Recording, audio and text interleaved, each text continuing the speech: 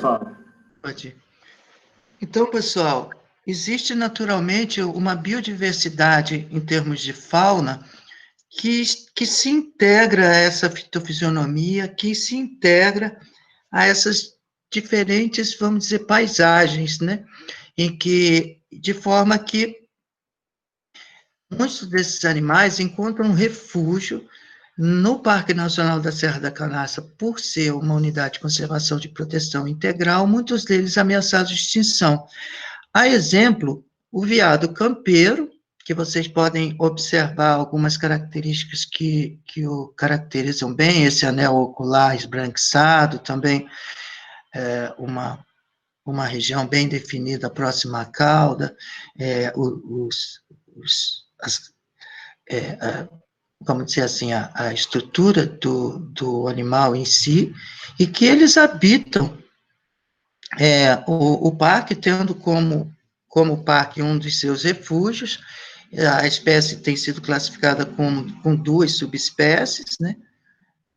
Os otoceros bezoárticos, por exemplo. Então, esses animais, eles se favorecem principalmente de algumas áreas queimadas. Veja bem que ele está pastando, esse indivíduo, numa área mais verde, ao fundo, uma área não tão verde assim, porque essa área mais verde foi uma área de uma queima controlada feita na produção de aceros, para que se evite o alastramento dos incêndios, né? Então, o veado campeiro é um dos habitantes bem marcantes do parque, e ele habita preferencialmente essas áreas de campo aberto. O tamanduá-bandeira, que é um animal que nós já tratamos aqui, a jaritataca, ou jaratataca, ou jiritaca, que é o Coleoptera semistriatus, o lobo-guará, alguns primatas como o cebus-apella, alguns singulatas, aí, como tatupeba, primatas também como o Calicebus personatus, o Calitrix penicillata, fazem parte, constituem essa fauna.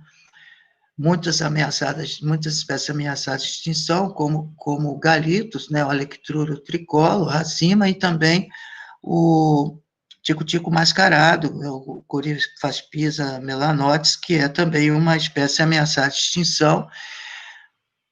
Perdão, Coryphaspisa melanotis, eu fiz uma breve confusão aqui.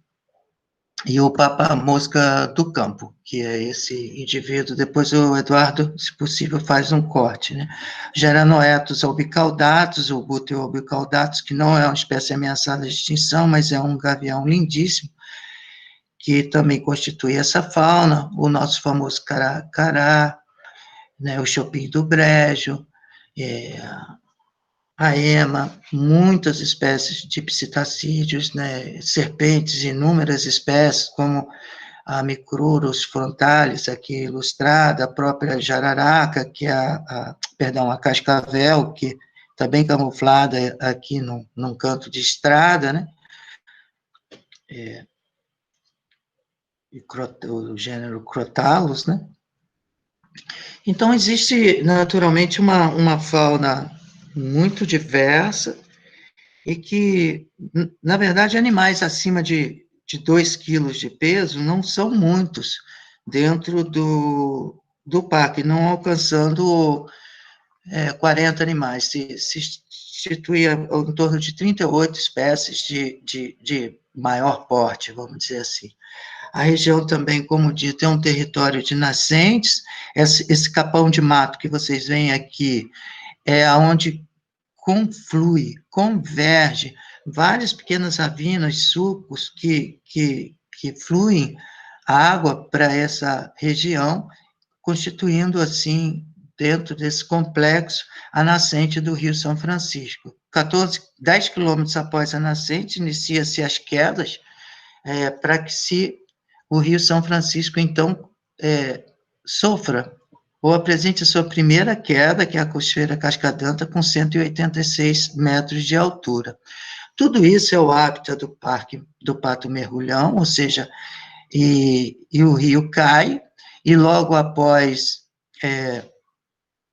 ele já sai dos limites do parque, e ele, então, segue serpenteando em seus meandros em direção à cidade de Vargem Bonita, passando próximo ao distrito de São José do Barreiro, que vocês veem ao fundo da foto.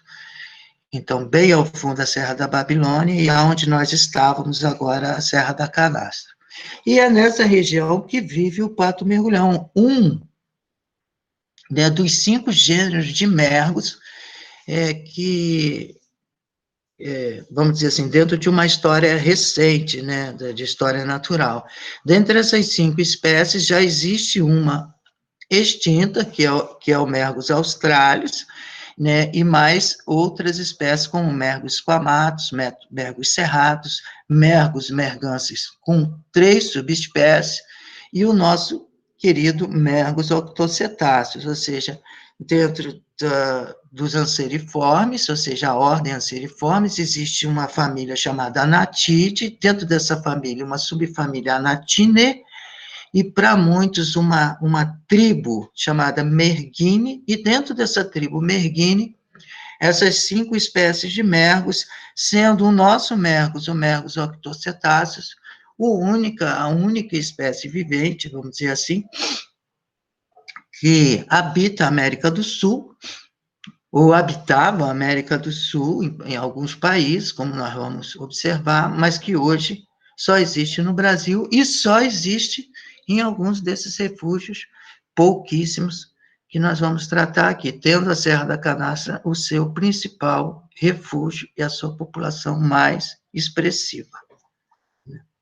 A gente calcula em torno aí de 70 a 80 territórios, vamos dizer assim, com uma população que gire aí em torno de 140, 150 indivíduos, não muito mais que isso. Então, o pato mergulhão, historicamente, ele existia em muitas bacias hidrográficas, como a bacia do Rio São Francisco, a bacia do Tocantins, do Rio Paraná, do Rio Doce, do Araguaia, do próprio Paraíba do Sul e do Rio Itajaí, né? E a sua presença, ela também ocorria no Paraguai, que desde a década de 80 ele nunca mais foi visto, e na Argentina também, com avistagens que já remontam décadas que ele não tem sido observado lá. Então, já se sabe que o pato mergulhão hoje é uma espécie que tem no território brasileiro o seu último refúgio, ou seja, em outros países que ele existia, ele não existe mais. No Parque Nacional do Iguaçu, né, que é divisa com a Argentina, naquelas regiões, mais ao norte da Argentina, aquela parte do Rio Misiones, o Rio Uruguai e tal, ele já existiu, mas por pelo menos, no mínimo, cerca de 20 anos, se a minha memória não me trai, em 2001 havia uma sugestão de um indivíduo que pudesse ter sido avistado, mas, de fato, mesmo desde a década de 90, não há registros expressivos da espécie, então ela acabou desaparecendo e atribui-se principalmente a barragem, né, que foi instituída na região como uma das principais causas do seu desaparecimento. Então, biogeograficamente, ele compunha 8 estados brasileiros: Bahia, Goiás, Minas, Tocantins, São Paulo e Rio. O Rio de Janeiro, além do Paraná e Santa Catarina, o Rio de Janeiro, há um relato histórico da viagem do Saint-Hilaire, uma das viagens que ele fez, em que um indivíduo foi capturado e morto, levado para a França, e esse indivíduo foi reestudado, e a expedição dele não havia ultrapassado os limites do estado do Rio para Minas, portanto, a partir desse resgate histórico, conseguiu-se comprovar que o pato mergulhão, o amigo Fernando Pacheco e mais um outro amigo, que conseguiram resgatar essa história e escrever uma nota muito bem fundamentada, né?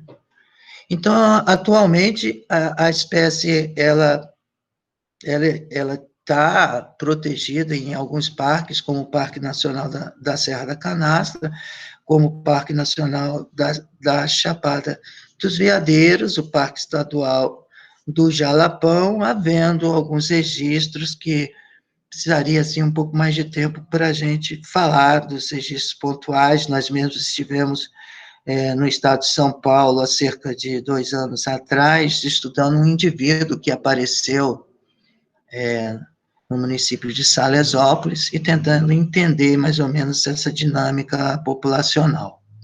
O hábitat do pato mergulhão é um hábitat relacionado a águas translúcidas, águas transparentes, águas caudalosas, com corredeiras, e que favorece a sua sobrevivência, a sua permanência, a sua reprodução. Então, principalmente nas partes altas dos rios, né, as partes onde existem mais corredeiras, ele tem preferência. Não necessariamente ele está somente nessas águas com corredeiras. Existem águas que o pato mergulhão é capaz de habitar, dependendo muito da qualidade dessa água também, mas sempre em rios. Então, repare a qualidade da água, porque vocês vão entender muito bem porque ele precisa dessa água despoluída para poder habitar e constituir o seu território, né, um território que varia entre poucos quilômetros até 10, 11 quilômetros de extensão, ou seja, o pato pode ter um território de 2, 3 ou mais quilômetros, dependendo das populações e dos trechos dos rios também. Então, reparem, alguns tributários que chegam ao São Francisco ainda no Alto São Francisco, né, e que são hábitats predominantes do pato. Reparem, aqui é uma mata de galeria, porque se diferenciando conceitualmente da mata ciliar, porque todas elas são ciliares, mas a galeria forma naturalmente uma galeria, ou seja, um túnel aqui, e existe passagem de possibilidade maior de passagem de fauna nessas matas de galeria. As características morfológicas dos adultos, ou seja, eles são animais com comprimento total com um pouco mais de 50 centímetros, alguns indivíduos, entre 48 e 55. Reparem vocês que a cabeça do pato mergulhão e pescoço, boa parte dele, é constituído de um verde garrafa escuro, né, mas dependendo da incidência de luz, essa plumagem, através de um mecanismo chamado iridescência, ele pode adquirir tons muito peculiares. Muitas vezes esse tom esverdeado da cabeça dele, ele se torna mais visível, por exemplo, nos dias de luz mais incidente, vamos dizer assim, e os reflexos que ocorrem no entorno da paisagem. O seu bico é um bico serrilhado, tá, e que favorece a captura de peixes, predominantemente o gênero Astyanax, que é o lambari. Eles têm, assim, o hábito de viver em casais. Esses casais, existe, assim, uma forma de dizer que eles vivem a vida inteira juntos, né? É bem romântico dizer isso, né, que se formam casais para sempre, mas essa coisa de para sempre também tem sido estudada e algumas nuances podem ocorrer, mas formam casais com laços bastante consolidados. Reparem aqui as sutis diferenças entre o macho e a fêmea. O macho, principalmente durante o período reprodutivo, tem um penacho nucal maior do que a fêmea, né, bem estabelecido, robusto. A fêmea, o penacho nucal mais curtinho, né. A literatura estabelece que, muito antes de eu iniciar minhas pesquisas, muito antes, mas que existiam autores anteriores ao nosso trabalho que já indicavam que no momento da cópula, o macho poderia, vamos dizer, causar danos no penacho da fêmea, fazendo com isso que o penacho se tornasse um pouco menor. Reparem, quando a gente começa a estudar as nuances das cores, a cabeça não é necessariamente de uma única cor, existe uma plumagem de um tom acastanhado, amarronzado, que segue pela cabeça do animal, sendo que esse tom esverdeado se dá lateralmente, né, de forma que a cabeça não é totalmente esverdeada. Existe no espelho da asa um conjunto de penas brancas, muito característica da espécie, que sempre voa, quase sempre, na verdade, depende muito da bacia hidrográfica e da constituição do relevo e dos rios, mas normalmente ocupando seus territórios, ele sempre voa ao longo da calha do rio, como mostra essa foto abaixo, né? Suas patas possuem um tom róseo, vermelho, róseo, muito bem definido, e que possui uma membrana interdigital que favorece a natação, ao mergulho, e não só a natação, mas também não só os momentos de decolagem, como o momento de pouso na superfície da água, essas patas têm fundamental importância, e essa membrana interdigital, tá vendo, ela pode sofrer danos, como acontece nessa fêmea aqui, ó, que ocorreu uma pequena ruptura, no entanto, sem ter alterações comportamentais dignas de nota para esse indivíduo. Também, em termos de rastros, vestígios, as pegadas do pato mergulhão, como essa foto aqui mostra, abaixo, embora pouco visível, ele pode deixar as suas pegadas, né, ele possui uma unha bem forte, né, na extremidade dos seus artérios, de forma que constitui uma pegada bem fácil de ser. Não tem nada fácil, na verdade, não. É preciso muita dedicação para você poder distinguir as pegadas das aves e pode se confundir um pouco, né? Já as características morfológicas de coloração dos filhotes variam muito. Reparem, a plumagem dos filhotes não possui uma pena formada, propriamente dita, são plúmulas, né? Eles dependem, muitas vezes, do óleo que é produzido pela mãe, né, e os pais, de forma geral, mas que podem passar esse óleo aos filhotes dormirem junto com a mãe, no final do dia, eles conseguem também absorver um pouco do óleo das penas da mãe, né, mas as características de coloração e forma e desenhos são muito distintas do adulto. Então, aqui vocês podem observar 2 filhotes na primeira semana de vida, precisamente no terceiro dia, e bem próximo no terceiro dia de vida.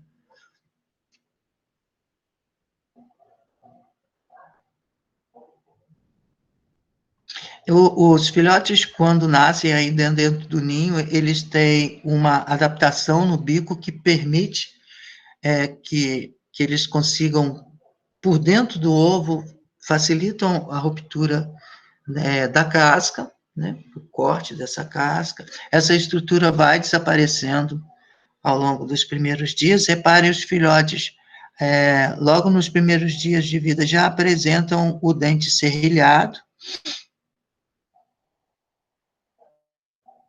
as patinhas já com membrana interdigitais, e eles têm um cuidado parental intenso durante todo o seu crescimento, tanto do pai quanto da mãe, e crescem sob a proteção dos seus pais, né? Aqui um filhote no primeiro dia de vida,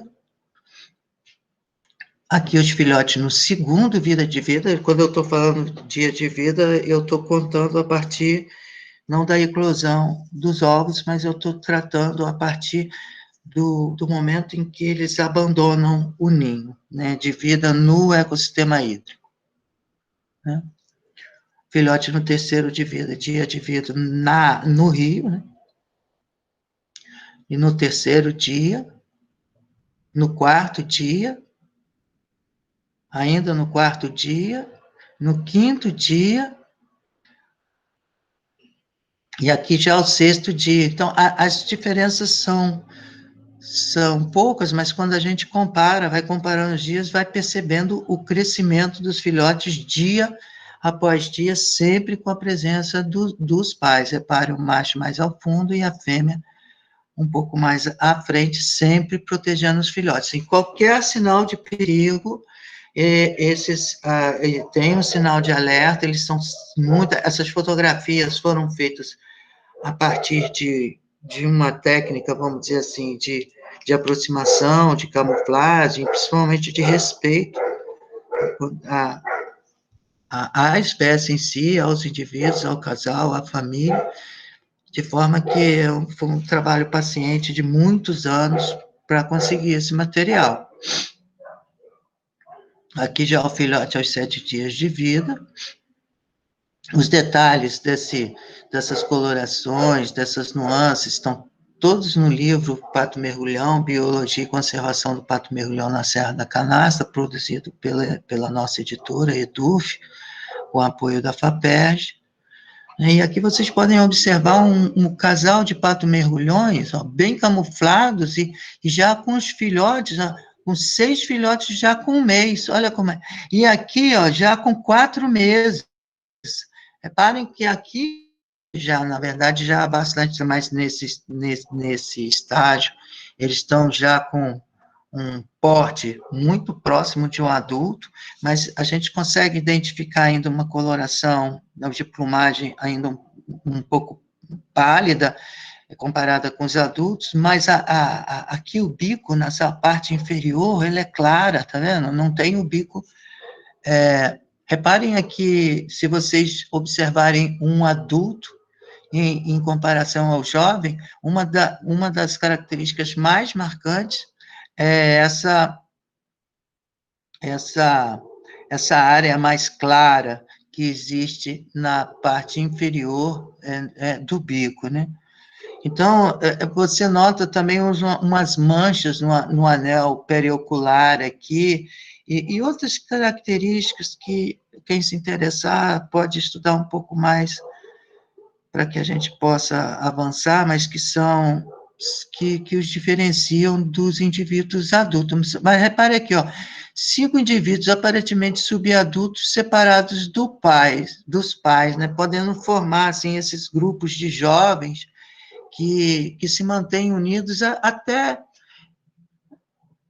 que eles possam, não só jovens, mas os filhotes permanecem, na verdade, com os pais até que se tornem aptos a galgar um novo território e constituir uma nova família. Do ponto de vista da camuflagem, reparem vocês, essa fotografia é um recorte muito pontual do rio, né, dentro daquela imensidão que nós mostramos. É um macho que está descansando enquanto a fêmea está num ninho próximo, incubando os ovos, mas, assim, num olhar desatento, ele parece uma pedra, né, da forma que ele está aí, mas, assim, é preciso também descobrir essa pedra no meio de milhares de pedras no rio, não é fácil fazer esse recorte, ou seja, está muito próximo aí, então fica mais fácil dizer que tem um pato aí, mas na imensidão do rio ele passa totalmente desapercebido, né? Então, ele se recolhe, no período de incubação dos ovos, no período reprodutivo, a fêmea permanece dentro do ninho, como vocês vão ver, e o macho patrulha, ele fica próximo à região durante todo o dia, muitas vezes ele precisa se camuflar, ele precisa se cuidar também para não ser predado, e a forma como ele se recolhe, como vocês estão vendo na foto, e se mantém próximo ao ninho, é uma forma que, através da sua forma e da sua coloração, ele consegue, de alguma maneira, estar no rio sem se fazer muito perceptível. Reparem que esse penacho nucal dele, que no Rio venta muito, né? Mas isso também é um pequeno recorte, mas quando ele recolhe a cabeça para trás e se mantém vigilante e alerta, né? Batendo as patinhas de vez em quando para que a correnteza não o leve nessas áreas de remanso que são preferenciais para que se constitua o ninho, esse penacho, ele se assemelha muito a uma gramínea, a uma vegetação que tremula, né? Então, dando a ele uma constituição assim, muito integrada na natureza, que ele passa muito desapercebido. Essa foto parece uma foto ampla, mas, na verdade, também é um pequeno recorte, em que, se vocês observarem no canto e ao fundo, o pato está aqui na altura da seta, e que ele passa quase desapercebido, né, quase como se fosse uma pequena pedra, né? E à direita da fotografia, em uma parte que ela não conseguiu captar, a fêmea incuba os ovos dentro de uma parede rochosa, né? Na verdade, um, um buraco na parede, né? Uma abertura na rocha, né? Então, ainda tratando da camuflagem, reparem vocês, o rio tem pedras que têm cores que se assemelham muito à plumagem, né? Em termos de cuidado com a plumagem, não só o pato-mergulhão, a maioria das aves despreende uma grande parte do seu tempo cuidando dessa plumagem. Eu vou passar um vídeo aqui para vocês mostrando como os indivíduos, no caso aqui, um macho, ele cuida da plumagem com muito. Ele depende, na verdade, dessa plumagem para sua sobrevivência, né? Precisa. O pato-mergulhão, ele voa bem, ele mergulha muito bem, ele nada muito bem e com grande destreza. E para tudo isso, a plumagem é essencial. Essa foto aqui, ela teve um momento de sorte, porque ela mostra exatamente a região onde se institui a glândula uropigiana, né, que ela é recoberta ela é envolta por plúmulas especializadas que retêm esse óleo que é expelido da glândula. Então, o indivíduo passa a ponta do bico sobre essa região e unta o seu bico com esse óleo que ele espalha por toda a plumagem, dando a ela maior resistência, maior impermeabilidade e maior proteção. A espécie, são momentos raríssimos de se ver, raríssimos mesmo, que levam alguns minutos que os indivíduos podem tomar banhos vigorosos, com batidas vigorosas de aves, né, de asas, até para retirada mecânica de eventuais estruturas indesejáveis que possam estar junto à plumagem, e é um momento que é só dele, é só do indivíduo mesmo.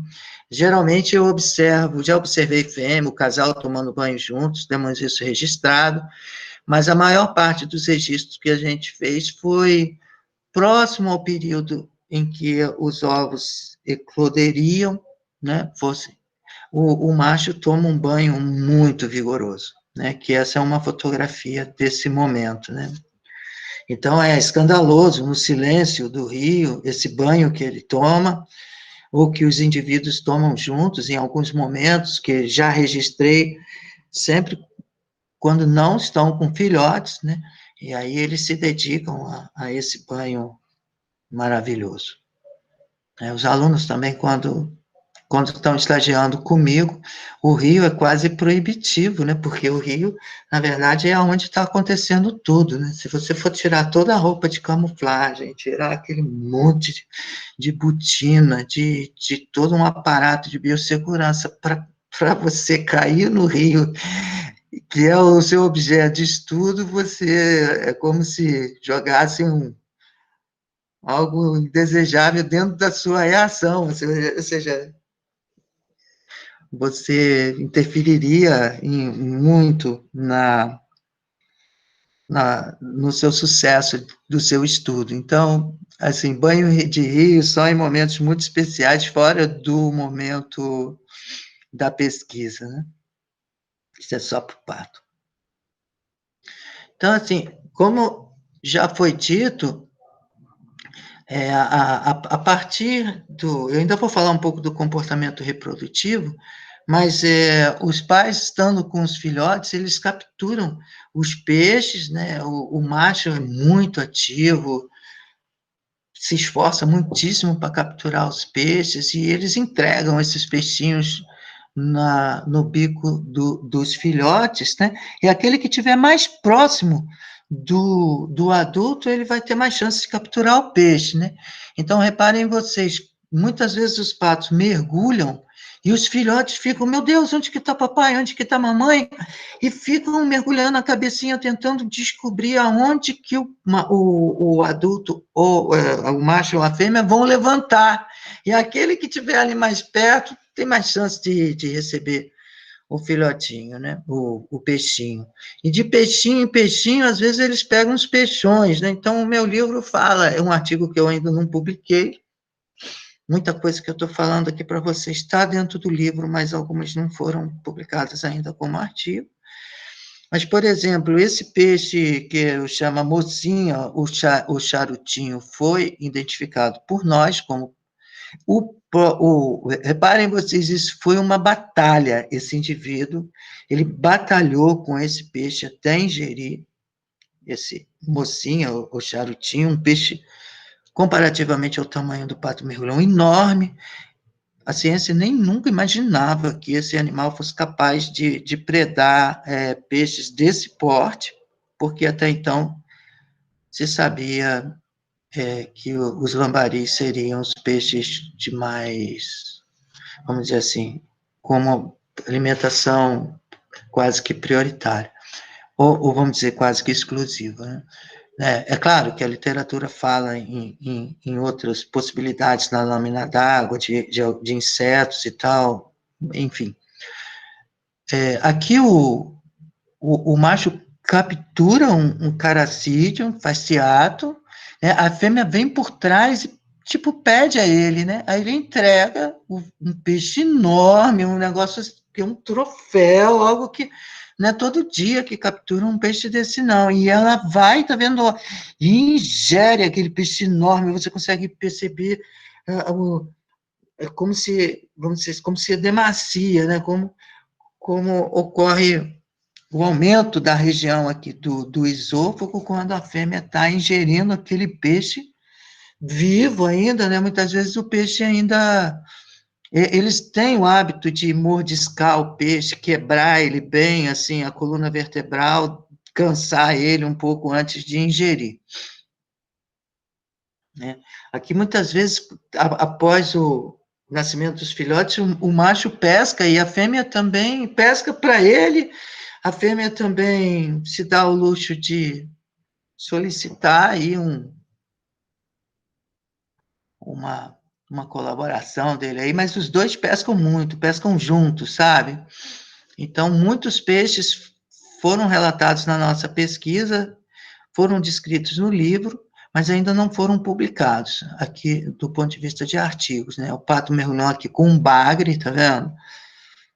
Aqui com cascudinho, são todos peixes que podem fazer parte da dieta do pato mergulhão. Aqui, reparem vocês, a mãe se alimentando os filhotes, né? O pai aguarda a chegada da cria, melhor dizendo, né? E a que estiver mais próxima vai receber o lambari. Aqui, o filhote tira do lambari, ou tira o lambari da boca do adulto, que estava quase comendo, né? Falei, esse é meu, mas aí ele deu pro filhotinho, né? Deixou o filhotinho ficar, e muitas vezes, quando o filhotinho tá com esse peixinho no bico, não quer dizer que vai ser dele, porque os outros filhotinhos também, se ele bobear, podem tomar. Então, ele se afasta do grupinho e acha um lugarzinho, muitas vezes, que pode ser até fora da lâmina d'água, para poder ingerir com tranquilidade o seu peixe. Reparem aqui um cascudinho sendo disputado por 2 filhotinhos, tá vendo? E um deles acabou ficando com ele. Em termos de relações interespecíficas, os patos estavam mergulhando, reparem aqui, ó, que ele com a cabeça baixa, e aí chega uma serpente, né, uma falsa coral, eu estava ali próximo, só que eu estava dentro do rio também, todo camuflado na outra margem, e consegui registrar esse encontro, mas que assim eles se respeitaram, passaram de boa, a literatura cita que o pato mergulhão, a literatura lá da década de 40, ela cita do século passado, né, que o pato mergulhão pode se alimentar de serpentes, mas assim, dessa ele não deu a menor bola. Eu também nunca consegui um registro diferente desse, assim, de um encontro do pato com uma serpente, mas eles passaram um pelo outro, mantendo uma certa distância, não muito, né? Reparem aí que eles estão cerca de 1 metro aí, distância entre um e outro, ou menos que isso, bem menos que isso, mas não se estranharam propriamente dito. Muitas vezes eles podem vasculhar, isso é muito raro também, né? O fundo do rio com o bico, provavelmente na busca de pequenos invertebrados que eles podem encontrar ali, diversificando a sua dieta. Muito raro, foi o único registro que eu fiz. Né? Bom, em termos de reprodução, quando chega o mês de maio, o casal começa a estudar o seu território, olhar, e muitas vezes podem repetir o mesmo local de nidificação, mas eles vão olhar a margem do rio e buscar um local que, de preferencialmente, forme um pequeno remanso no rio, né, e que permita uma boa visibilidade, em que na margem desse rio propicie vamos dizer assim, a instituição de um ninho. Então, o casal, ele estuda bem, eles olham em direção, por exemplo, aqui eles estão olhando uma árvore que já havia servido de local de nidificação por muitos anos para esse casal que a gente acompanhou, foi o primeiro ninho no âmbito mundial, que foi estudado em todas as suas nuances, em todos os seus, em todo o seu período, que gerou um artigo muito, muito bacana, por sinal.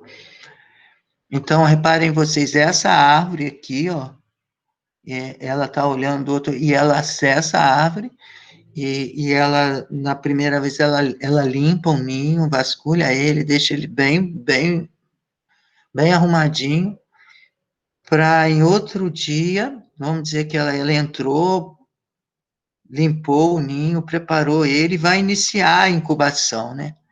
E ela inicia a incubação, ela faz uma postura de 5 a 8 ovos, que é o que a gente vem registrando, normalmente,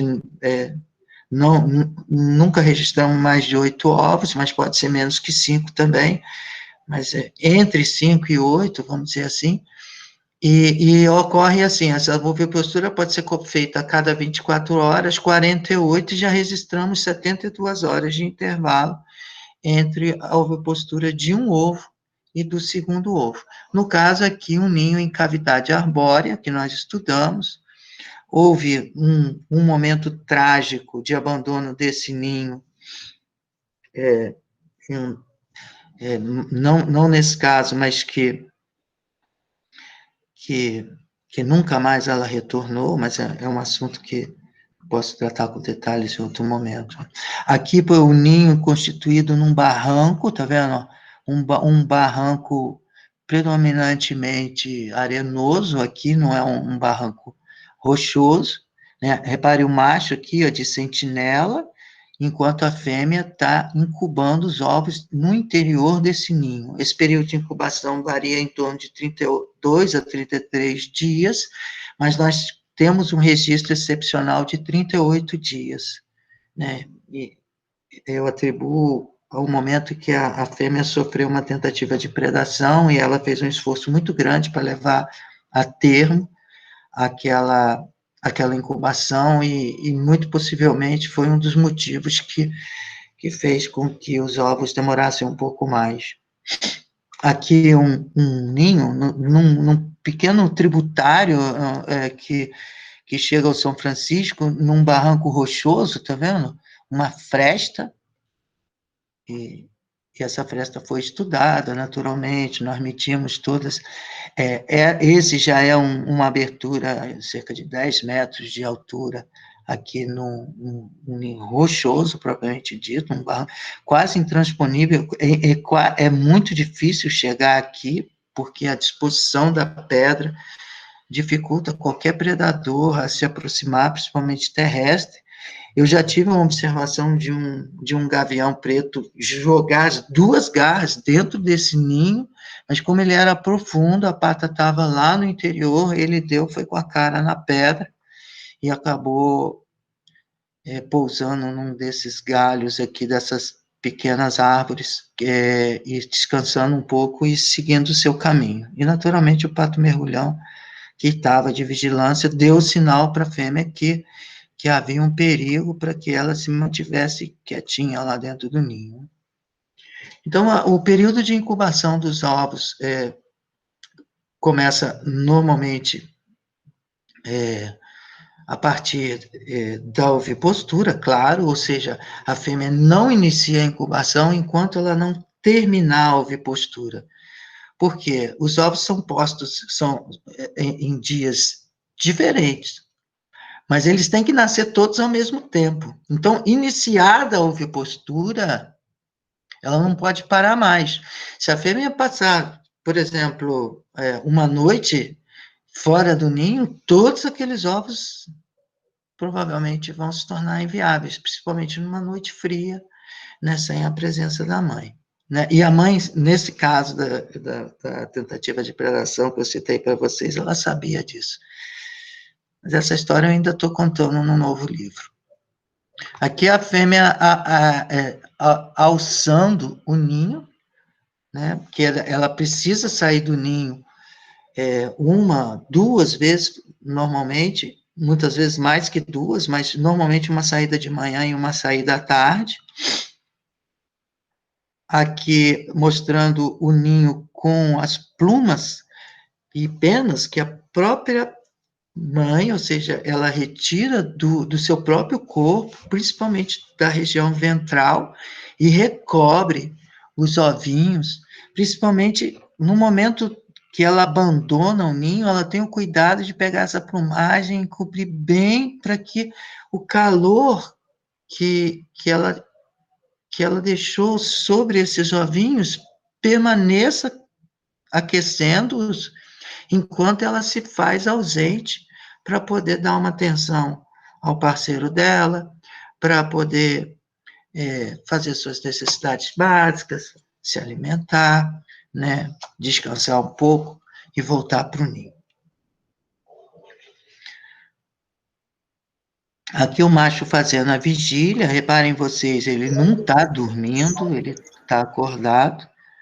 Alguém falou alguma coisa? Reparem vocês, essa questão da vigília, ó, ele abre e fecha os olhinhos, abre e fecha os olhinhos, abre e fecha os olhinhos, abre e fecha os olhinhos. Ele não está dormindo, ele está vigiando a área de nidificação e se mantendo numa posição que ele se torna o mais discreto possível, para que ele também não se torne vítima. Aqui ele tomou um susto que a gente não sabe, eu não sei porquê, porque eu estava ao lado dele, totalmente camuflado, ao lado que eu digo, alguns metros, mas metido na vegetação, e na verdade eu estava ali muito antes desse animal chegar, que ele chega nas primeiras horas do dia. Ou seja, a fêmea dorme no ninho e o macho, no final da tarde, ele vai para uma outra área do ninho, do rio, onde ele dorme, mas ele volta na primeira luz e a gente tem que estar já com tudo pronto, muito antes dele chegar, para que a nossa presença não interfira, vamos dizer assim, na nidificação. E na vigília, tá vendo, por exemplo, aqui uma lontra chegou, isso a gente tem filmado, ela chegou, era 6 e pouca da manhã, e o macho voou, passou alguns minutos fora da área de nidificação, mas antes que ele voasse e saísse dali, ele deu o sinal de alerta e avisou a fêmea, não saia. E ela que estava lá dentro com a visão, sem visão nenhuma, ou com a visão parcialmente, geralmente ela não consegue visualizar o que está acontecendo no entorno, mas existe uma vocalização, uma comunicação entre macho e fêmea durante todo o dia, ou seja, quando o macho chega nas primeiras luzes, ele vocaliza, a fêmea responde dentro do ninho, então isso é muito importante, porque ele já diz para ela, ó, tô vivo, tô aqui, e pode contar comigo, vamos iniciar a nossa... E ela responde, ó, eu também, eu tô aqui, ó, lá dentro do ninho, então eles já iniciam o seu processo de comunicação. E a partir de então, nas primeiras horas da manhã, quando ela consegue, vamos dizer assim, cobre os ovinhos direitinho, ela deixa esse ninho, né? Ela deixa o ninho, voa em direção ao macho, né? Se junta a ele. Muitas vezes ela ao deixar a área de nidificação, ela fica ali próximo, em torno de 3 minutos antes de voarem a jusante ou a montante, mas ela se oferece, ela assume uma posição de cópula, muitas vezes, embora que essa cópula tenha um sentido de manter os laços do casal, pode-se assim dizer, e porque ela não vai mais fazer ovipostura naquele ano, porque ela já está incubando aqueles ovinhos. É claro que se acontecer, por exemplo, no início da ovipostura, alguma predação, pode ser que o casal restitua o seu ninho em outro local, ou algo nesse sentido, mas isso não é comum, e é uma hipótese, vamos dizer assim, que precisa ser comprovada. Mas raramente essa foto é a única, das pouquíssimas, raríssimas vezes que ela faz a posição de cópula em cima da pedra, porque eles sempre copulam na água, e nesse momento ela fez essa posição de cópula. Aqui eu botei um pequeno vídeo, porque existe a corte e a cópula, né? A cópula não se dá de uma forma assim precipitada, existe corte e cópula, nem sempre ele dá bola para ela, repara que ela está oferecendo ali a posição de cópula, mas ele não está no momento interessado nesse comportamento. A gente produziu um pôster, mas ainda precisa escrever um artigo, né, mostrando todas as etapas da cópula e como ela ocorre. O macho mergulha, e repare que ele se fixa no penacho nucal, a cópula propriamente dita é muito rápida, né, e ele costuma afundar a fêmea, muitas vezes imergi-la completamente no momento da cópula propriamente dita, né. Então, a cópula propriamente dita dura cerca de 9 segundos, né, podendo alcançar até 15 a 25 segundos, de acordo com os nossos dados, né. Então, o casal depois retorna à área de nidificação, sempre a fêmea comanda o voo. Por exemplo, o casal está aqui, e eles voaram a montante do ninho, e eles vão partir, então, como numa pista de decolagem. Olha, e ela parte primeiro, e ele parte no mesmo segundo, e ela vai alcançar o ninho, e ele vai acompanhar o voo até muito próximo da área de entrada, ela fazendo que se pareça como se fosse um único corpo, sabe? Então, ele protege, causa uma ilusão no eventual predador, até uma pessoa de que só tinha um bicho, e ele chama a atenção, quando ele cai na água, chama a atenção para si, enquanto a fêmea entra rapidamente dentro do ninho, fazendo com que o ninho não seja exposto, né, tentando evitar essa exposição do ninho. E ela vai permanecer no ninho, esse aqui já é outro ninho, e o macho permanecerá fazendo a sua vigília até o cair da tarde. E a partir de então, aqui nós voltamos para o ninho onde ela estava nidificando na árvore, que ele vai pernoitar longe dali, voltando ao amanhecer, né?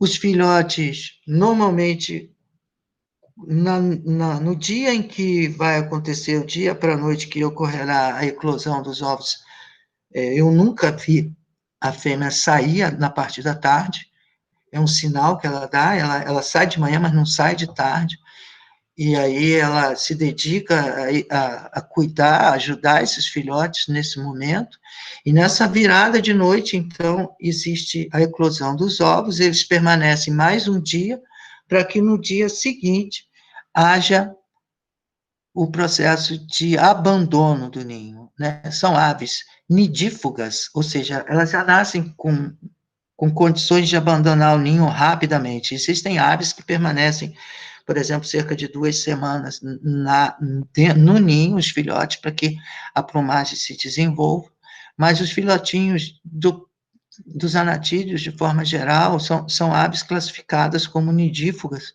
porque eles já nascem com uma plumagem já desenvolvida e abandonam o ninho para nunca mais voltar, a não ser que se forme um novo casal que seja dono daquele território, e aí o adulto daquele filhote, por exemplo, possa utilizar aquela área de nidificação que os pais utilizaram, mas isso é só uma hipótese. Ou seja, eles abandonam o ninho definitivamente, e o abandono do ninho acontece, é um momento único, é muito rapidamente que acontece, muitas vezes você pesquisa 30, 40 dias com uma disciplina absurda de horário, acordando às 4 da manhã, chegando na área de nidificação antes das 6, trabalhando até o final do dia, para um determinado dia que você não sabe bem qual ocorra o abandono do ninho. Repare uma vozinha ao fundo, reco, reco, reco, é a fêmea vocalizando para os filhotes para acompanhar ela e abandonarem o ninho. O macho está aqui embaixo e a fêmea está lá dentro do ninho. E ela vai abandonar, os filhotes vão saltar com ela, correndo riscos, né? Porque eles tomam uma queda forte, eles batem nas rochas, é impactante. Ó, ela aqui já caiu e os filhotinhos estão caindo. Né? E ela vai começar, aqui, ó, o filhotinho caindo, ó. Ela vai começar a contar os filhotes.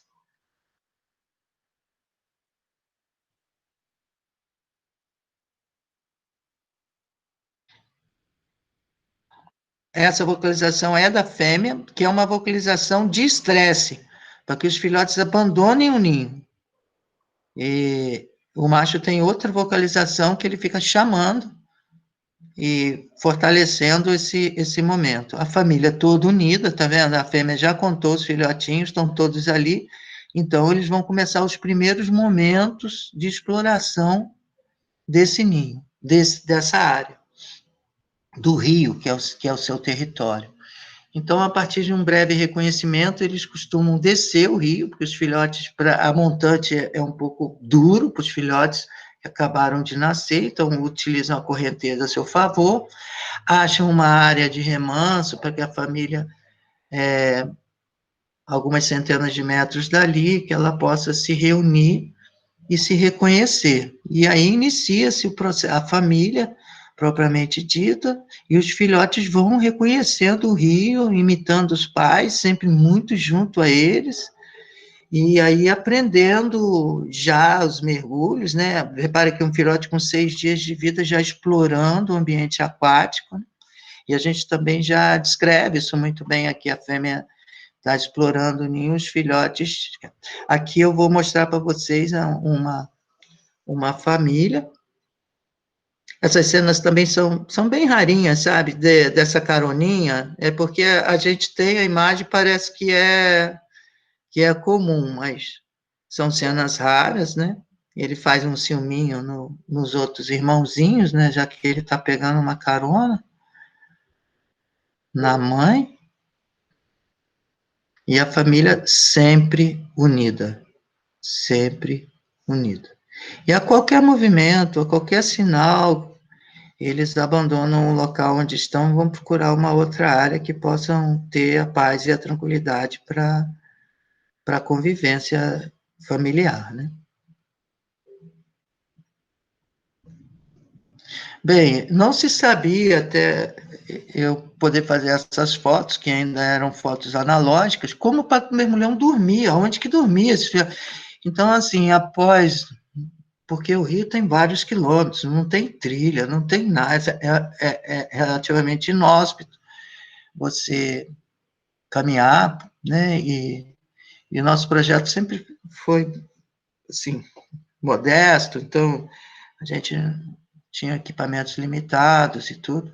Mas, enfim, aqui a fêmea, nessa pedra à direita, ela está com os filhotinhos, quando eles muito novinhos, tá vendo? Eles dormem debaixo dela, mas quando eles se tornam maiorzinhos, eles já começam a dormir, assim, junto ao corpo da mãe, e o pai sempre próximo, né? Sempre vigilante, mesmo de noite. Se tiver algum barulhinho, ele dá um sinal de alerta, bate na água e todo mundo vai para a água também. Fora isso, eles dormem sobre essas pedras que emergem ao longo da calha do rio. Essa é uma situação muito atípica também, assim, momentos muito raros, peculiares, que a gente tem descrito como uma situação de creche. Porque, veja bem, um par de adultos acabou aceitando uma galera, né, um monte de filhotes que não são dos mesmos pais, que se uniram após deixarem a sua família original, formaram um bandinho, e esse casal adotou esse bandinho por um tempo, e formando, assim, uma situação que nós chamamos de situação de creche, né? Eles estão cuidando aí de um monte de jovenzinhos. Reparem, o bico dos adultos é todo negro, enquanto o bico dos filhotes tem essas nuances mais claras e essa coloração mais pálida.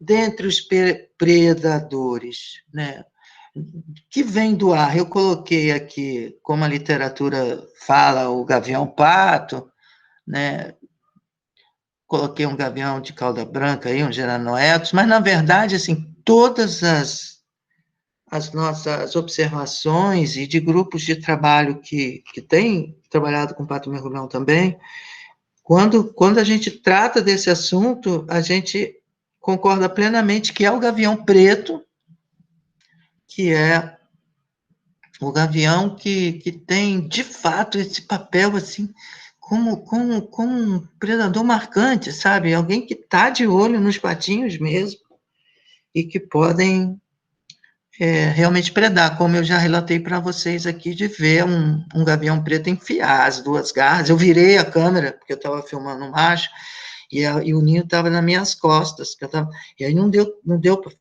para registrar. A imagem é muito importante, né?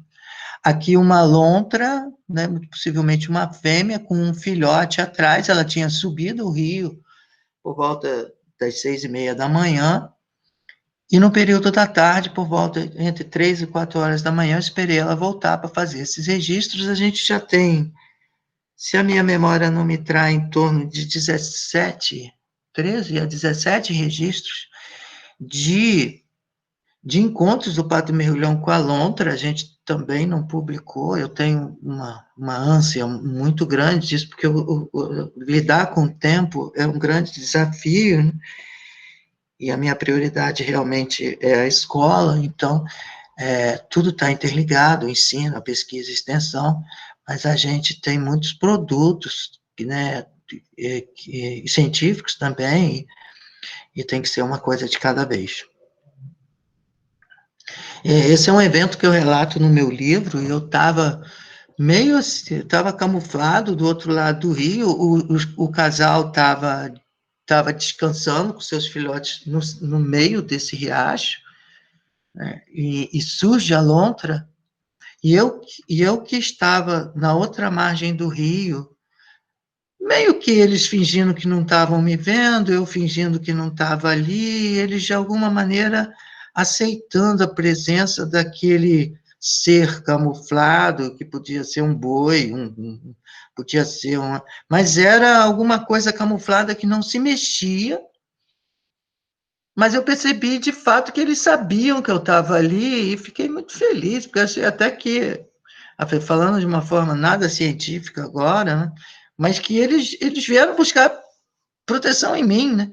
Quando eles, a fêmea e o macho, perceberam a lontra, eles vieram até os meus pés.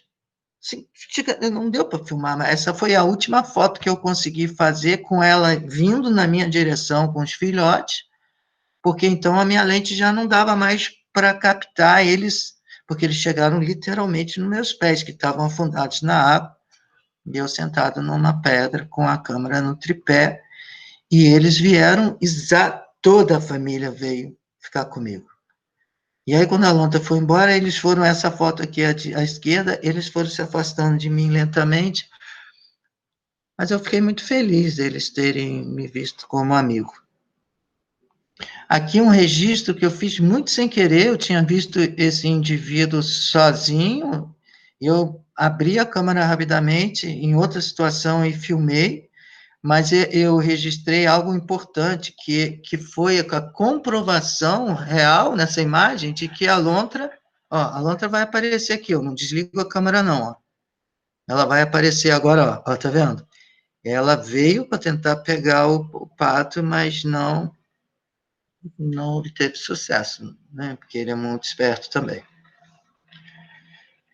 Mas foi, vamos dizer assim, o primeiro registro audiovisual dessa interação, né?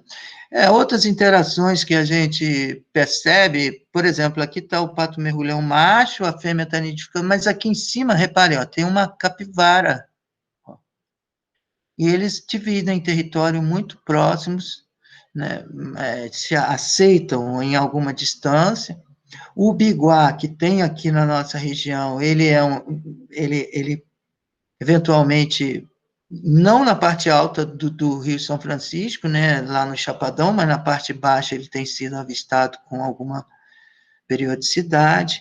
Muitos outros passeriformes que habitam à beira do rio, né, dividem esse espaço, né? Então, são inúmeros animais que fazem essas interações chamadas interespecíficas, e nós estamos escrevendo sobre isso agora, até com uma ajuda de de vocês que deve estar assistindo a palestra, né? Mas nós estamos escrevendo um pouco mais sobre essa interação, né? Tem dois alunos que têm nos ajudado, começado agora, que é o Nicolas e o Daniel. Em relação às ameaças, né, as ameaças são muitas, né, e dentre elas, as ameaças antrópicas, né, de origem humana, se dá todas, principalmente a começar com esses fatores que interferem no hábitat e que culminam na mudança, não só da dinâmica do rio, como, por exemplo, as barragens que interferem tanto a jusante quanto a montante nessa dinâmica das águas, né? Mas também os processos erosivos que se dão a partir dos desmatamentos e do mau uso do solo, causando sulcos, ravinas e grandes vossorocas como essas que a gente está mostrando aqui, né? Então, o mau uso do solo, como excesso de altas taxas de lotação, por exemplo, nas pastagens, acima do que os pastos suportam, causam exposição do solo, e com a chuva, o processo de lixiviação, esse solo vai em direção ao rio e torna essa água cheia de sedimentos e turva, né? Então, os fatores ambientais são inúmeros, por exemplo, a presença de animais domésticos, como o gado, por exemplo, mal manejado, que acessa o rio diretamente, pisoteando a mata ciliar, ou seja, não tendo um manejo adequado desses proprietários rurais, carcaças de animais mortos, né, todo tipo de poluição que possa acontecer.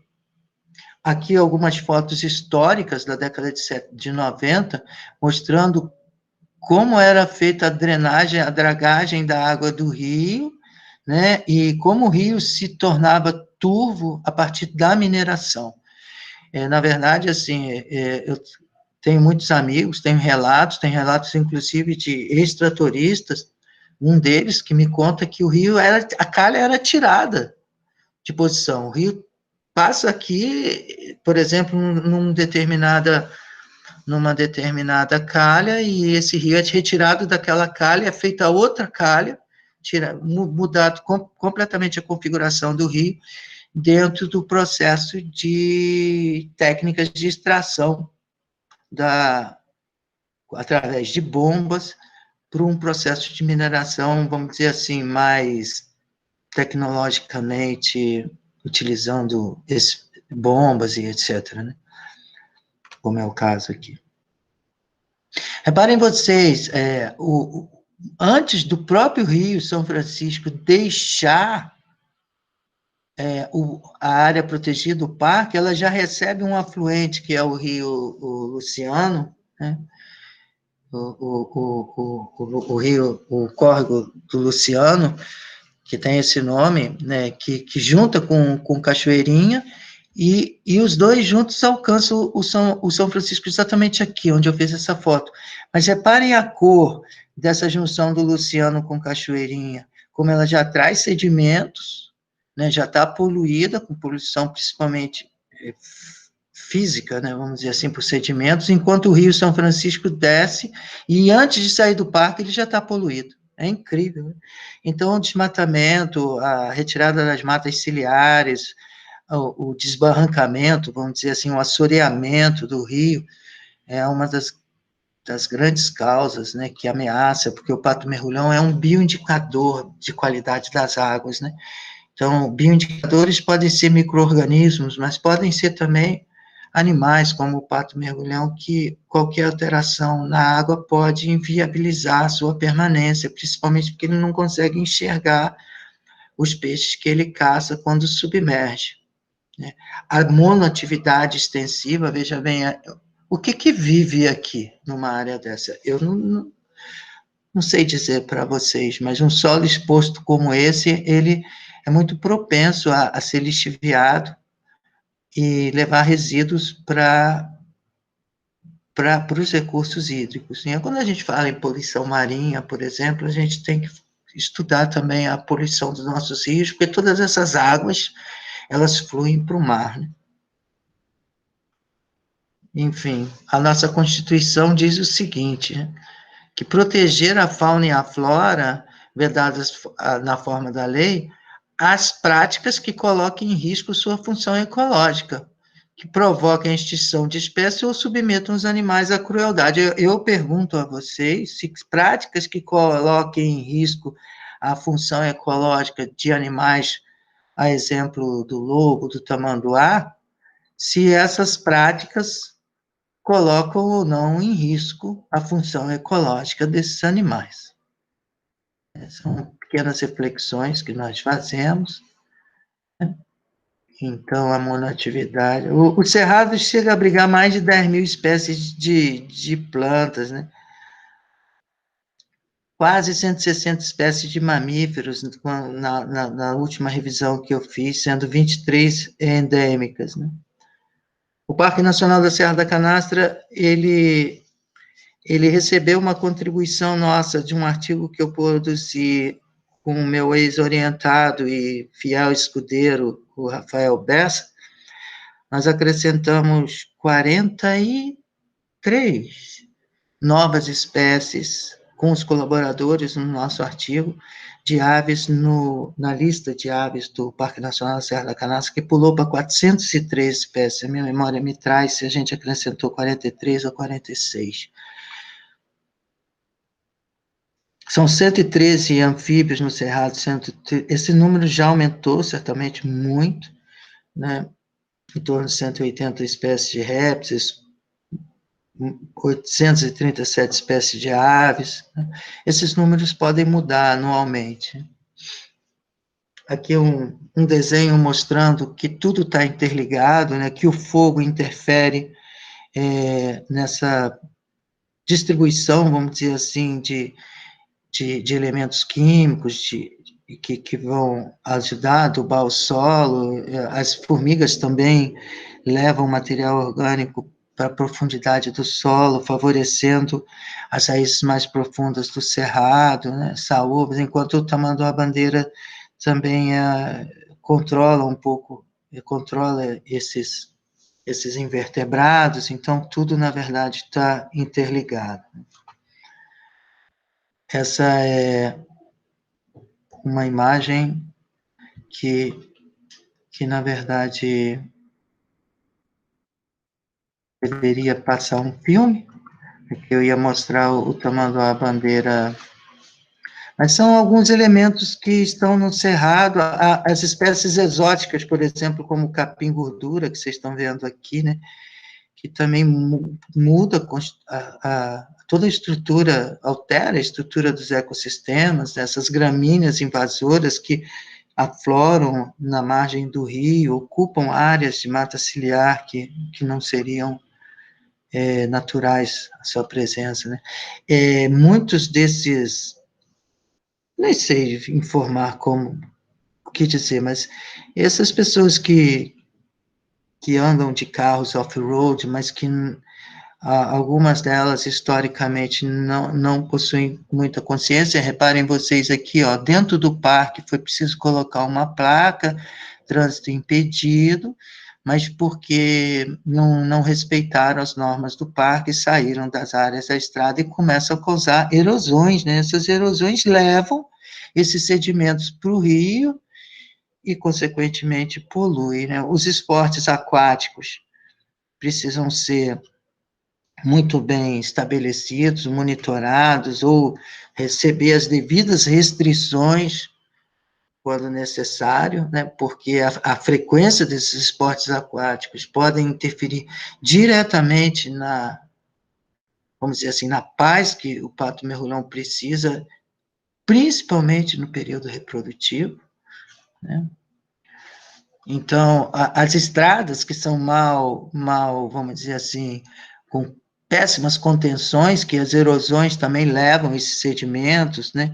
Técnicas de agricultura que podem levar também esses sedimentos, e aí o que acontece? Na primeira chuva, o que seria para levar algum sedimento natural da serrapilheira, não, leva um monte de sedimento para o rio, passam dias esse rio completamente impróprio para a captura dos peixes, né, ou seja, ele se torna extremo, o tipo de poluição físico-química, né, vamos dizer assim, que acontece pelos sedimentos que são levados ao rio, transformando esse rio em algo extremamente quase inabitável. Essa filmagem eu fiz recentemente, mostrando, após uma filmar, como se carregam sedimentos que vão dessas fontes que eu citei, transformando o rio numa verdadeiro canal de drenagem de terra, né? Enfim.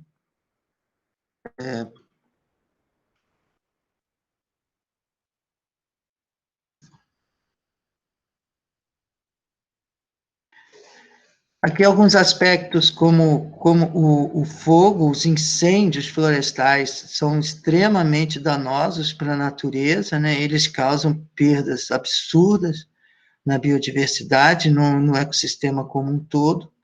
Então, é preciso, de fato, combater. Aqui, a época, essa caminhonete trabalhou comigo 13 anos, né, com vocês, com os alunos, e era um carro que ajudou muito no projeto. Reparem vocês aqui, os brigadistas, nós temos projetos que apoiam esse monitoramento, um projeto especificamente de monitoramento da biodiversidade em áreas de manejo integrado do fogo. E esse fogo pode ser extremamente danoso quando ele é descontrolado, o fogo, os incêndios propriamente ditos, né? Alguns animais até momentaneamente podem se beneficiar do fogo, como o caso desses geranoetos albicaudados, esse gavião de cauda branca, o rabo branco aqui, que ele está caçando, porque no fogo os pequenos vertebrados, como os pequenos répteis, por exemplo, tem que deixar os locais de camuflagem e fugir do fogo, e quando eles se movem, eles se tornam visíveis, e as aves podem utilizar. Então, os incêndios na região são extremamente danosos, por isso se vem adotando, de alguns anos para cá, um manejo integrado do fogo, queimando em parcelas, tentando, de alguma maneira, resgatar técnicas tradicionais, do conhecimento tradicional dos povos tradicionais, né, que queimavam parcelas, mas não deixando situações como em dias estudados, em momentos estudados, na temperatura adequada, na umidade adequada, na parcela adequada, é possível se manejar o fogo, né? E diminuir até o tanto dessa biomassa que se acumula com os anos sem queimar, e quando queima, aí se torna absurdamente incontrolável. O fogo no cerrado, evolutivamente, né, do ponto de vista do ecossistema, que é outro sistema que já está aí há 60 milhões de anos, mas o fogo no cerrado, ele coevoluiu com o cerrado, mas um fogo numa medida certa, né? Um raiozinho que cai no período da chuva, queima um jardinzinho ali, e aquele pequeno pedaço que praticamente não há alteração da temperatura do solo, é uma área restrita, que vai permitir ali uma floração uniforme, a chegada de insetos e assim por diante. Mas não nisso que vocês estão vendo aqui, que são incêndios devastadores, né, que causam realmente grandes impactos no rio, né, propriamente dito aqui, uma área próxima à nascente que foi queimada há uns anos atrás, né. Aqui, alguns momentos de combate, aqui, na verdade, está sendo feito um manejo integrado do fogo, algumas contribuições que nós temos procurado é, ajudar nesse sentido, né? Nós participamos desse seminário, a organizar, inclusive, esse seminário de conhecimento científico e comunitário. Chegamos a fazer um livro que ficou na gráfica, está até hoje na gráfica do ICMBio, sobre esse tema. Outras regiões que eu citei, como a região do Jalapão, ela também abriga o pato-mergulhão, né? Aqui há uma citação que o rafting, durante o período reprodutivo, pode interferir no sucesso reprodutivo, no desenvolvimento da espécie, e principalmente a ameaça, né, de grandes empreendimentos hidrelétricos, né, como eu falei, que muda a dinâmica do rio, tanto a montante quanto a jusante, né. Aqui também na Chapada dos Veadeiros, um grupo muito amigo nosso trabalhando na região e conseguindo muito progresso, né, com o pato mergulhão. Em 2018, no Fórum Mundial das Águas, em Brasília, o então ministro Sarney, usando das nossas imagens, né, que nós cedemos com grande alegria para o evento, né, ele então anuncia que o pato mergulhão se torna o embaixador das águas brasileiras, o símbolo de conservação das águas brasileiras. E para uma pessoa como eu, que começou a trabalhar com animal absolutamente desconhecido, né, que já tinha sido considerado extinto por algum tempo no século XX, começamos a trabalhar com muito, assim, do nada, né, de você ver um pato a 200 metros de distância, ele voar, e você, o casal, e você só sabe quando voltar a ter aquele contato visual, né, até que houve a descoberta dos ninhos, e todo um progresso, todo todo um processo lento de estudos para chegar onde nós chegamos hoje, né?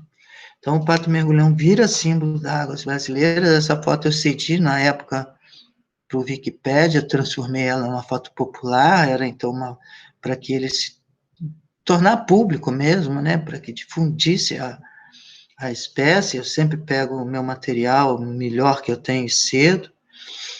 Aqui uma breve homenagem ao Wolf Bartmann, o saudoso, que eu iniciei meus trabalhos a partir, ou seja, uma certa continuidade do trabalho que ele iniciou. Aqui, reparem vocês, em 1993, primeira viagem que a gente faz, da nascente do São Francisco até a Casca d'Anta, começando a estudar a distribuição das populações do pato ao longo do rio, né? Detectamos que existia um único casal nessa parte alta, e mais um casal na Casca d'Anta com um com filhote, com filhotes próxima da cachoeira ali, logo no primeiro território. Então, fizemos muitos produtos, né? O livro de Animais Ameaçados de Extinção, o 100 Aves do Parque Nacional da Serra da Canastra, viemos contribuindo intensamente no plano de ação e conservação do pato mergulhão junto ao ICMBio, o CEMAV, né? Desde 2006, nós produzimos o plano de ação tanto em português quanto em inglês, né? Que leva escrito a 4 mãos, mas com grande empenho nosso, o sumário executivo do Pato Mergulhão, alguns artigos que a gente publica, o primeiro documentário sobre o Pato Mergulhão publicado em 2009, artigos científicos, livro infantil, e assim por diante, que alguns produtos que nós vamos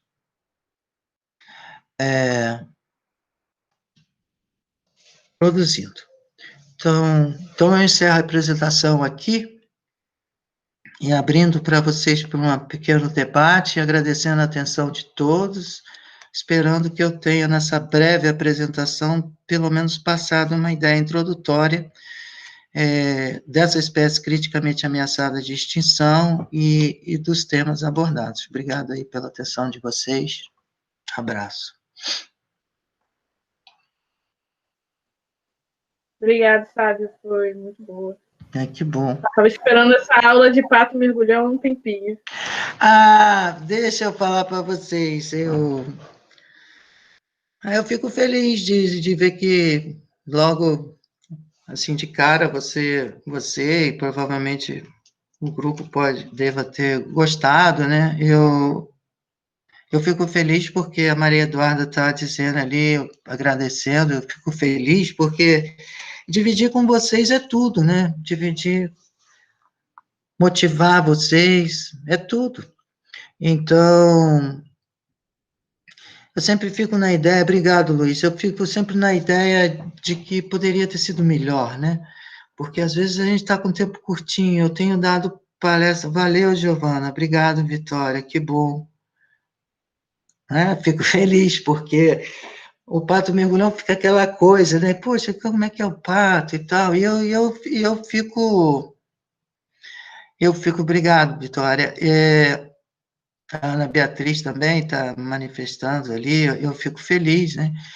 Porque a gente tem uma exceção grande na região, e eu me divido muito, né, nos meus afazeres, com a parte da medicina veterinária, do ponto de vista daquilo que o aluno enxerga, né, daquilo que é, de fato, também importante, de todas as vertentes da medicina de animais selvagens, né, que engloba um mundo de conhecimento. Então, para mim, foi ótimo mesmo, adorei as fotos, não sabia que era um animal tão incrível. Que bacana, agora vocês têm que ler o livro, né? Eu posso ceder para vocês, eu tenho material, aquilo que vocês quiserem, pode contar comigo. Eu queria que vocês fizessem algumas perguntas. A Hanna gostou, né? Gostou? Que legal, né? Porque é quase um patinho feio, né? Tipo, pô, um pato, né? Começa por aí, né? E E aí a gente vai, aquilo que eu já havia comentado com vocês antes, quanto mais a gente conhece, mais a gente se apaixona. Então, às vezes, a gente tem uma certa distância de um determinado animal e você começa a estudar, a ver o esforço de sobrevivência, né, que aquele animal fez. Ah, que bom, Brenda, fico feliz. Né, o desafio, né, do ponto de vista biológico, eu costumo dizer, qual é o sentido da vida? Quando eu comecei a fazer um curso de alemão, né, o sentido da vida, no termo, o sentido da vida é extremamente filosófico, né? O sentido da vida, né? É incrível, né? Muitos filmes na Netflix, em todo lugar, falam o sentido da vida, né? E aí fica aquela pergunta que impacta a gente, né? Tal, cara, qual é o sentido da vida? Cada um busca dar um sentido à sua própria existência, e isso é muito bom. Mas, do ponto de vista biológico, o sentido da vida é permanecer vivo, é sobreviver e reproduzir, é dar continuidade à própria vida, é fazer com que a vida como um todo seja, vamos dizer assim, permaneça, que ela vá adiante, né? Que a vida, os descendentes, você sobreviver. Então, sobreviver é muito difícil. A cada dia, cada espécie animal precisa ter dentro do seu comportamento, do seu rol, vamos dizer assim, de possibilidades, né? Utilizar de inúmeras expressões comportamentais para sobreviver. É muito difícil sobreviver. Você vê ali, ó, o fogo chegou, aí um lagartinho se move, pronto, se tornou visível, o gavião vai lá e pega. Então, sobreviver não é fácil. E o sentido da vida, dessa de sobrevivência e reprodução, quando você começa a estudar uma espécie e começa a perceber esse esforço, a complexidade dessa sobrevivência, né? Então você também começa a entender melhor, começa a se apaixonar, né? E perceber que a vida como um todo é uma grande paixão, né? Enfim. Professor, tá me ouvindo? Doutor, quem está falando? Gabriela. Oi, Gabi. Deixa eu apresentar você. Peraí, a Gabriela, ela já foi na Serra da Canastra comigo. Ela, nossa, a gente tem uma Já ela foi, passei alguns perrengues lá na canastra, né, professor? já Carro foi, quebrou, de tudo um pouco, de E tudo um pouco. é, Mas, enfim, eu queria te parabenizar. Na verdade, eu estou no grupo já tem um tempinho, né, que você me colocou, mas só agora eu consegui assistir a apresentação, né, ao vivo. E é muito legal, assim, eu já vi as suas aulas, algumas aulas do Pato, e eu vejo, assim, a riqueza dos detalhes, a qualidade das fotografias, assim, total, você é diferenciado, né, assim, é incrível a qualidade das imagens, e tem muita coisa nova que eu não tinha visto, que eu não tinha acompanhado, né, tem muitos anos também que eu saí, assim, alguns anos que eu saí da graduação. Mas é isso, muito bom ver sua aula de novo, professor. Gabriela, eu fico feliz. É assim, não, eu sei que você está no grupo, mas ainda não tinha se manifestado assim, né? E eu queria até dizer, porque a Gabriela, ela está com. Acho que aconteceu alguma coisa. Ela está conosco, foi monitora. Será que foi o tempo? Não Não, sei. vocês estão me ouvindo? Peraí, eu vou cancelar a apresentação, né? Tá tudo Peraí. normal, professor. Não, sabe, fui eu que cancelei só para aparecer todo mundo. Ah, legal, beleza, beleza. então. Peraí, deixa eu ver todo mundo aqui. Pode parar de gravar também, né? Senão vai... Eu não sei, pode. Isso eu estou deixando com o Eduardo. Deixa eu mudar o meu layout aqui, só para ver vocês. Tá. Estou te vendo agora, Gabriela. Aí a Gabriela, deixa eu falar para vocês, a Gabriela, ela foi monitora, fez o TCC comigo, fez o mestrado, e agora eu oriento ela no doutorado. Mas a Gabriela sempre contribuiu enormemente no setor. E um dos trabalhos que a gente executou, que eu acho que tem um grande potencial para ser trazido, e eu acho dentro de um módulo do EFMAS, sabe? Estou dizendo aqui porque eu ainda tenho que conversar com a comissão, mas que não seja no EFMAS, seja dentro do próprio grupo, é que dentro da percepção da saúde ecossistêmica, no módulo de biologia e conservação, é preciso saber que os animais domésticos que estão interagindo dentro das áreas protegidas, ou seja, dentro desse complexo do humano, do animal doméstico e do animal silvestre, quando você estuda saúde única e saúde ecossistêmica, é muito importante cuidar da saúde de todos, porque a saúde de um interfere na saúde do outro. E a gente fez um projeto há alguns anos, que foi extremamente elogiado em várias vezes, em várias circunstâncias, em várias instâncias, em vários institutos, que é um projeto modelo que a gente começou a trabalhar o manejo de fauna do Parque Nacional da Serra da Tiririca, não vou contar aqui, mas uma das primeiras missões, vamos dizer assim, é trabalhar os animais domésticos que vivem dentro do parque.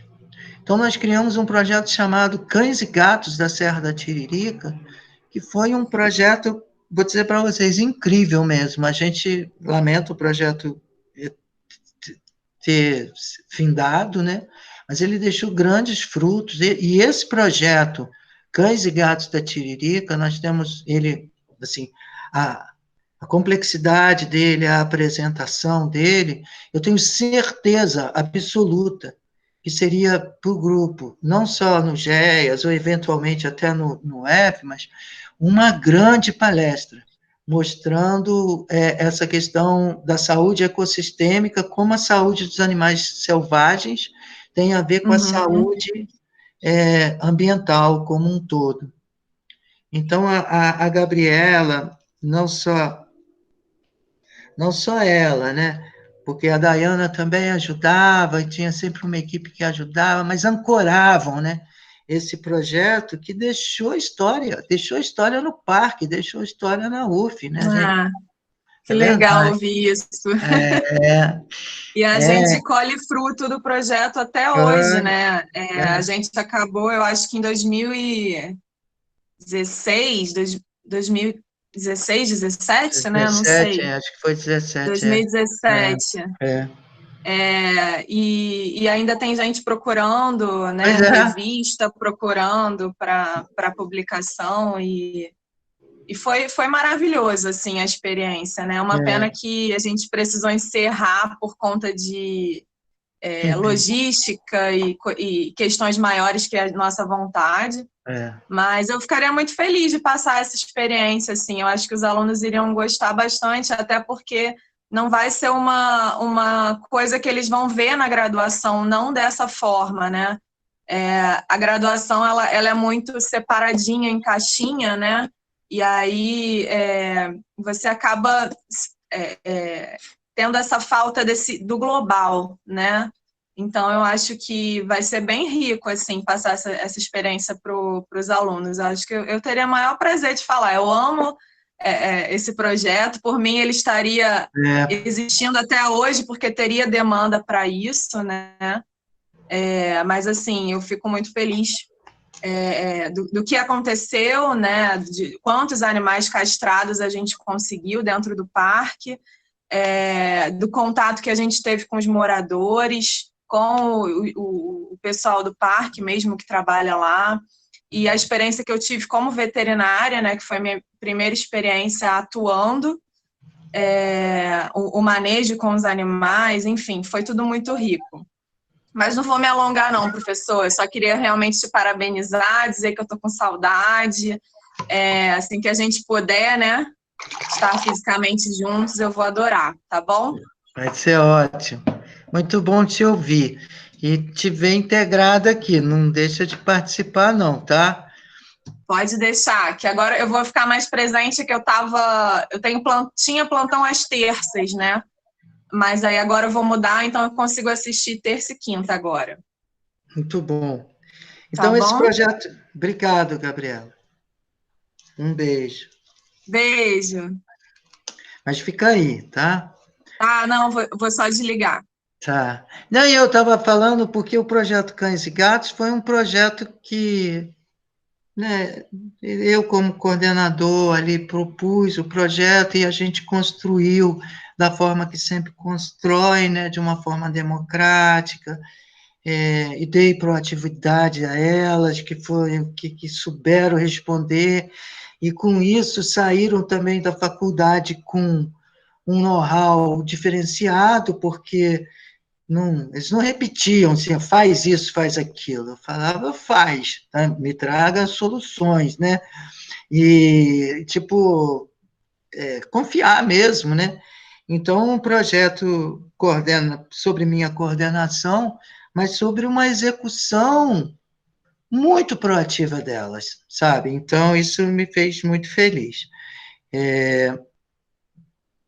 Enfim, eu poderia falar bastante mais sobre isso, mas acho que a gente pode voltar um pouquinho para o Pato Mergulhão e o Cerrado, embora que a gente seja 8h30, da minha parte eu posso ficar mais um pouco com vocês. Vocês fizeram alguma anotação, alguma pergunta, alguma dúvida que tiveram no que foi exposto?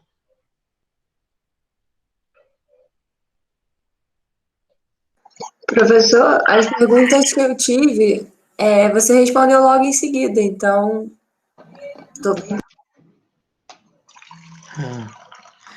Então, eu queria dizer assim, muito do que eu estou mostrando, e lá vem eu, né, fazer a propaganda do... Mas, olha, esses animais que a gente mostra, os temas que a gente fala, né, todos eles podem ser objetos de inserção de vocês no setor, né? Por exemplo, tem muitos animais que precisam, que carecem, às vezes, de um aluno que tem interesse de ajudar a fazer um documentário, de fazer algum trabalho nesse sentido do audiovisual.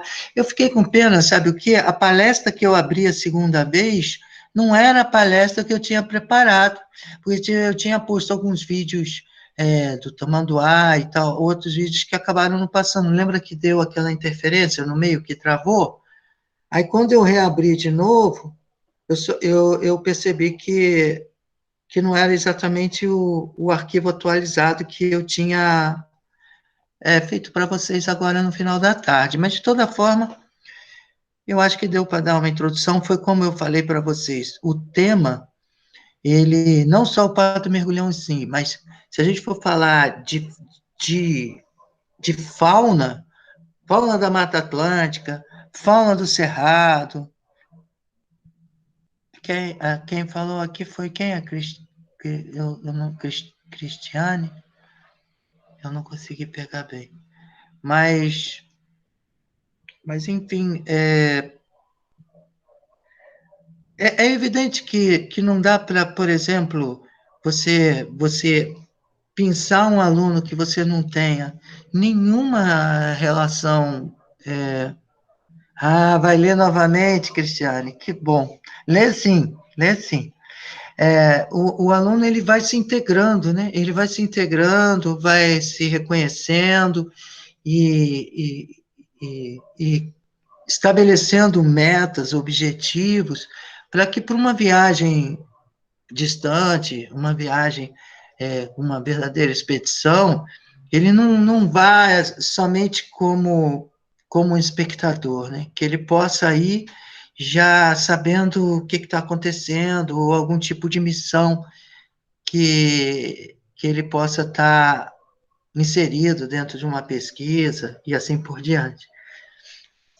Mas eu falo isso porque, embora com todas as dificuldades, assim, eu continuo viajando para o Cerrado, a gente tem os projetos lá também, e eu não tenho interesse de trabalhar sozinho, eu tenho interesse de sempre estar, como eu citei aqui, como a Gabriela bem se colocou, como eu citei aqui o caso do Rafael Bessa, né? O Rafael hoje se tornou um nome na ciência brasileira, né? Ele é uma pessoa reconhecida, né? E vive da ornitologia e de avaliação de áreas, né? De fauna em levantamentos.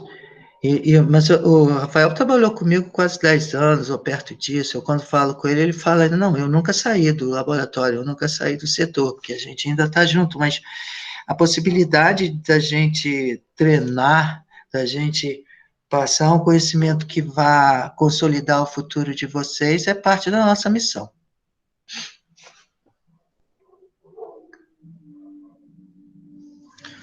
Então, vocês estão felizes? Está tudo bem?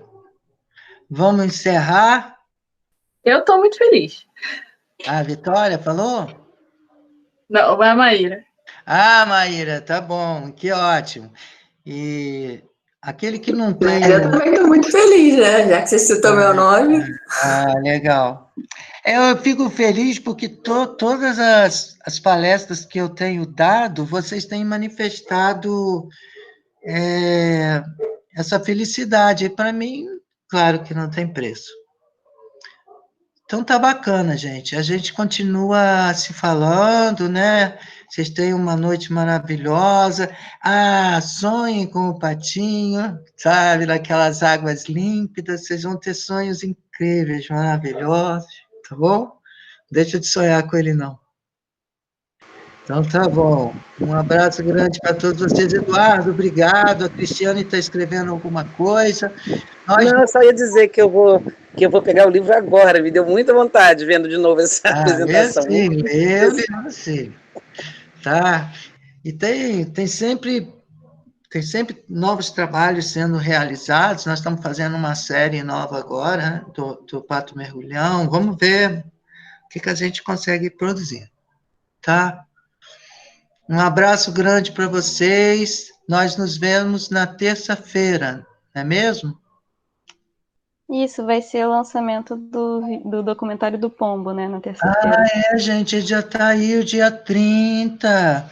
E depois nós vamos fazer aquele evento, eu vou ter uma pausa, né, das minhas palestras. Por um lado, é legal, porque, mas por outro, eu estou super empolgado em continuar passando esse material para vocês, esse conhecimento. Então, espero voltar em breve. Mas nós vamos fazer umas discussões, tem um grupo que vai ancorar as discussões da poluição marinha. Vai ser excelente. Um grupo está trabalhando bem, sabe? 3 de vocês que vão apresentar super bem. Vocês querem se apresentar? O Felipe... Eu e a Ana, né? A gente está dando uma pesquisada. A Brenda, o Felipe e a Ana vão vão conduzir. Oi, Brenda? Brenda, seu áudio está cortando. Falhou, Brenda. Tá dando para ouvir? Não, agora deu. Deu? Ah, não. Não, eu falei só que a ideia é que a gente faça um debate, que a gente apresente um visual, vídeo sobre o assunto e depois a gente possa debater sobre. Vai ser muito bom. Então tá bom, pessoal. Uma boa noite para vocês. Brenda, Ana, Felipe, trabalhem, viu? Façam bem bacana para terça-feira, né? Não, terça não, vai ser depois do Pombo, né? Todo mundo se inscrevendo no Pombo, viu? o certificado do pombo vai ser a parte, né? Porque é um projeto. Não deixa de escrever lá no site da ProEx, não, tá? Insiste lá. Beijo para vocês, um abraço. Boa noite. Boa noite. Tchau, boa noite. Tchau. Boa noite, professor. Obrigada, Boa- foi ótimo, como sempre. Obrigado, Karina. Obrigado mesmo, viu?